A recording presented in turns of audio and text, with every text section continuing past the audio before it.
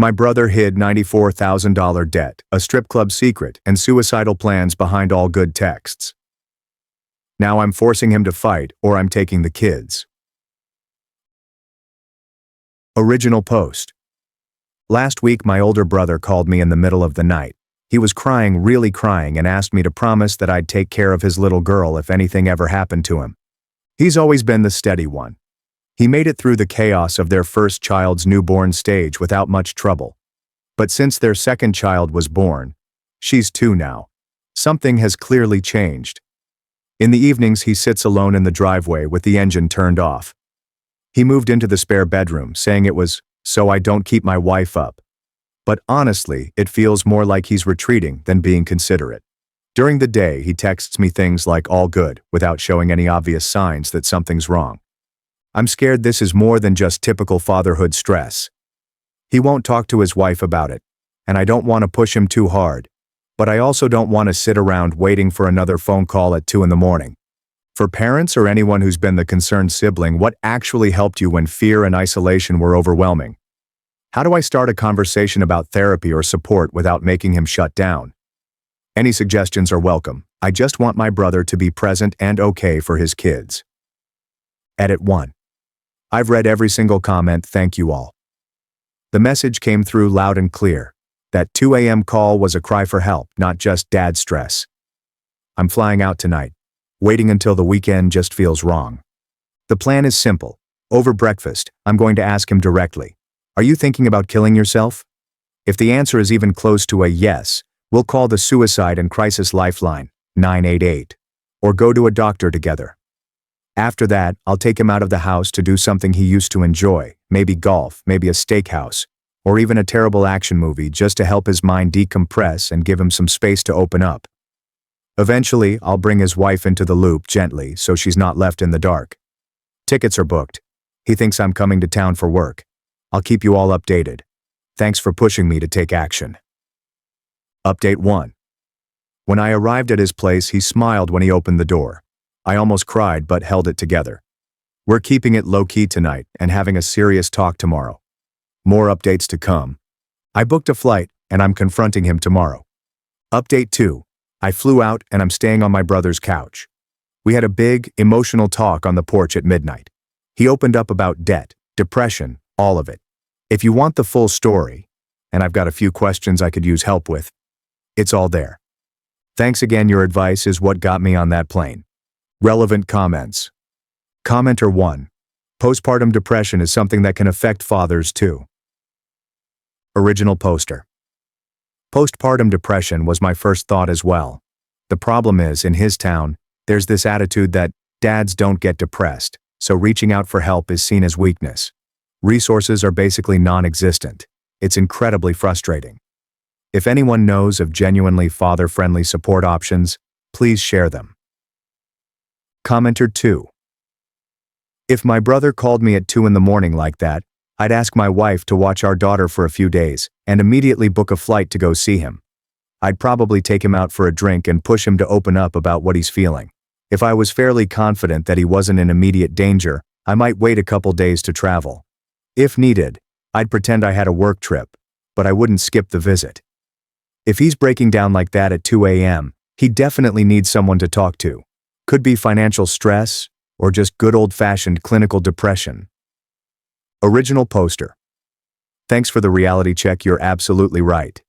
I can't just dismiss that call as regular stress. He's always been the solid one in our family, so seeing him break down like that was a shock. I'm getting out there as soon as I can, not with a big plan, just showing up and being there so he can talk. I appreciate the push, Reddit brother. Original poster on whether her brother might be drinking to cope with depression. It hadn't even occurred to me that he might be drinking secretly. I'm his sister, so getting a male perspective on how guys sometimes hide things like this is really helpful. I'm flying out this weekend, so he's not alone with these thoughts. I really appreciate the insight. Question. Do you think he'll be honest with me if I ask about drinking? Commenter 3. Is the second child even his? I'd wonder if he found out something that led him to pull away from his wife after the baby was born. Original poster. I hadn't thought of that. He did ask me to look after his little one, the second child. So I'd say that seems unlikely, but you're right. There's clearly something going on between them. Commenter 4. Lurking mom here, speaking as someone who has battled very severe depression, including suicidal thoughts and even putting plans in place. This situation is a 5-alarm fire. Your brother needs your help right now. I can't express how bad things had to get for me to ask for help. I've always appeared steady on the outside and have been excellent at hiding my depression. You need to do what someone else already suggested to force the explanation out of him. Do not let yourself be brushed off, and don't allow him to downplay what's happening or make you feel like you're overreacting. Original poster. Massive respect for your courage in speaking up. Your honesty was exactly the wake-up call I needed. Thank you. Original poster on looking into therapy. He's really hesitant about therapy, so I'm exploring gentler starting points, maybe a regular coffee walk with another dad, or possibly a mental health app like Not Okay that lets him check in casually, anything that feels more like hanging out than sitting stiffly in a therapist's office. If you have any other low-key suggestions, I'm wide open. Original poster on trusting her instincts after the 2 a.m. call. My gut told me this wasn't just normal stress. Thank you for confirming that. I'm booking the flight now. Update 1. My brother called me at 2 in the morning and said, "If I don't make it, promise you'll raise my kids." So I got on a flight, and now I'm here, sitting on his couch. Here's what I've just learned. Last night we ended up sitting on his back porch around midnight, the baby monitor quietly humming between us. We were silent for a long time before he finally started talking, and once he did, everything just poured out. Before long, we were both wiping away tears. He's embarrassed that I flew across the country to babysit him, but he's even more terrified of what might happen to his children if he ever reaches the breaking point. His business is drowning in debt and several clients still haven't paid him, so every bill feels like a punch to the stomach. Things at home are strained too. On a work trip, he took some clients to a strip club, told his wife about it right away to be transparent, and later tried to get close to her again, but she pulled back. He said that it felt like the deepest humiliation of his life, and now he freezes anytime there's a chance things might turn intimate. Back in February, he went to his primary care doctor because he couldn't sleep. The doctor did a quick screening, diagnosed him with severe depression, and prescribed medication. But he didn't tell anyone, thinking, talking to a stranger won't fix it, and figuring he could tough it out on his own. Meanwhile, he feels responsible for his wife, his children, our parents, even for me. At one point he said, "I can't breathe." The only thing that drags him out of the dark some mornings is seeing his toddler's face. I pulled out my phone and showed him this Reddit thread of thousands of strangers rallying behind his 2 a.m. call. He shook his head and laughed. "I felt bad stressing you out, and now the whole internet's stressed about me." That laugh let go a little of the weight. I reminded him how many times I'd drafted him as my personal bodyguard growing up, chasing off boys I didn't like, and listening to me cry when the ones I did like didn't like me back. We laughed at how he's basically been my relationship therapist for years while always claiming he's bad at feelings. That laugh meant a lot, but one good talk on a porch isn't the same as healing. So here's what I'm asking now. For parents who were hesitant about therapy, what helped you finally take the step? For those who've survived depression, what was the very first thing that gave you a little air? For anyone who's had a 2 a.m. panic moment, when you felt like you couldn't call anyone, what kept you from tipping over? Short replies or long stories are welcome. This community already got me on a plane. Maybe you can help guide him into the light. Relevant comments. Commenter 1. This doesn't directly answer your question, but if your brother has clients who haven't paid, assuming he's a freelancer or contractor, and he has basic documentation, he can absolutely take them to small claims court. I know someone who did exactly that. He was being ghosted by 2 clients. One was a small business, the other was a mid-sized local company. He sent them notices that they were overdue and warned he'd file in small claims court within a week. One paid up right away after the threat, the other didn't, so he filed the case, represented himself, and won. Done and dusted.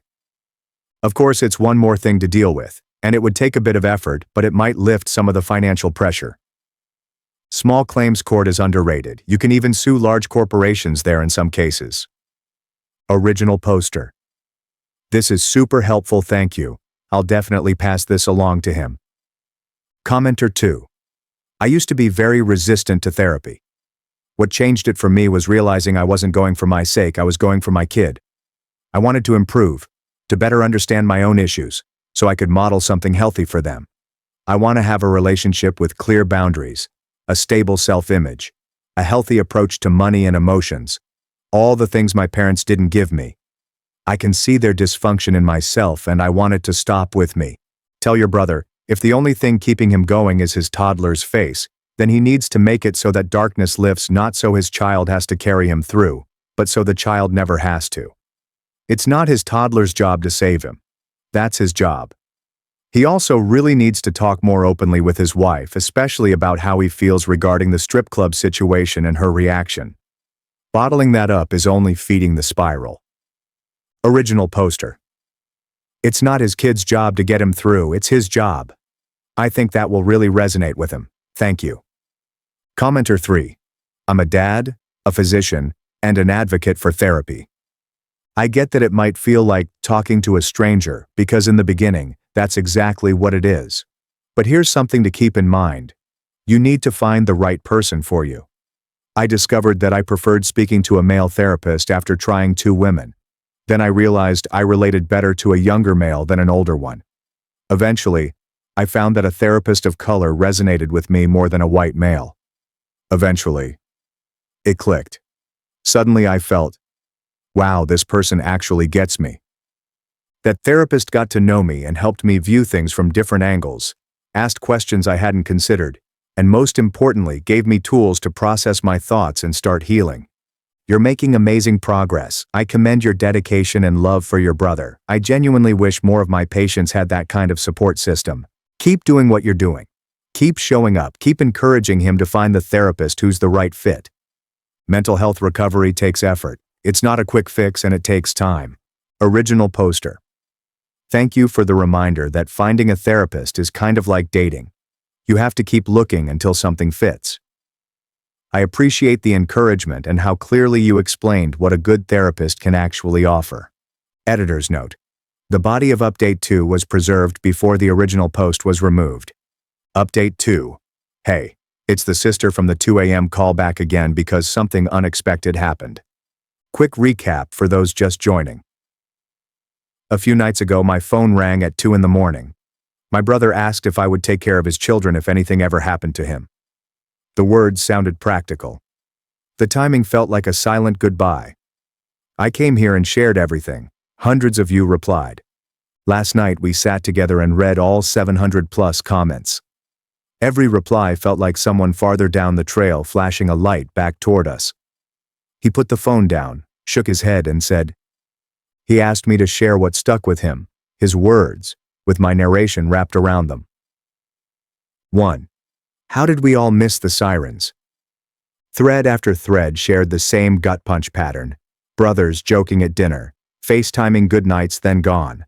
Some dropped subtle clues, goodbye texts, sudden gifts. Others wore perfect masks, skipping medication, canceling plans, smiling with hollow eyes. His takeaway: stop banking on maybe tomorrow. Ask the direct question. Knock on the door anyway. Send the midnight text. Mine. Hope can wait to show up first. Drag them to the doctor today, not when it's convenient. One knock at the right time can stop the door from closing for good. 2. Therapy. Jack, not tow truck. He avoided therapy for years. Real men change their own tires. Then one analogy finally hit home. His takeaway: if I won't pick up a tool for myself, I'll do it so my kids don't grow up believing silence equals strength. Mine. Therapy isn't a rescue team. It's the jack that lifts the frame so you can start doing the work. If the first jack fails, try another and don't quit. 3. Depression never really moves out. We finally said it aloud. Depression doesn't just leave. It doesn't pack up and vanish. Most of us just learn to walk with a limp while pretending everything's fine. Relief looks different for everyone. Weights, guitar riffs, sketchbooks, medication, cognitive behavioral therapy drills. But even the strongest routine falls apart when you're alone, and the limp turns into sludge.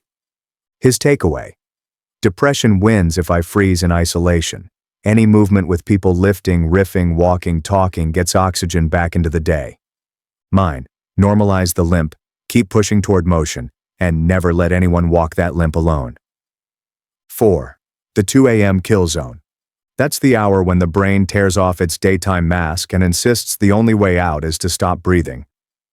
2 refrains echo through countless stories. I wish he'd called, and I had no one to dial. But we are never truly isolated, even if a lone rock in the ocean has fish swirling underneath. So when you can't pull yourself back, reach out.